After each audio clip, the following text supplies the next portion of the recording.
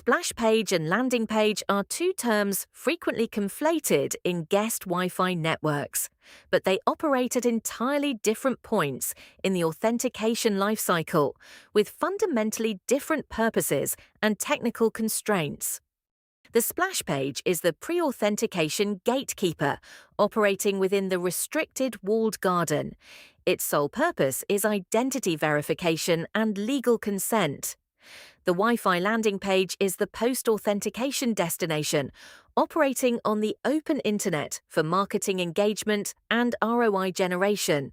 The captive network assistant renders the splash page in a sandboxed mini browser that blocks cookies, restricts JavaScript, and limits external resource loading. 3 principles guide effective captive portal design: splash for security, landing for loyalty. Authentication and legal compliance belong on the splash page, whilst promotions and engagement belong on the landing page.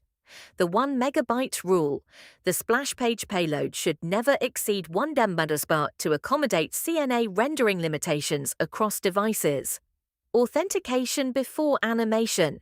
Defer all heavy visual elements, animations, and rich media to the post-authentication landing page. Read the full guide at purple.ai.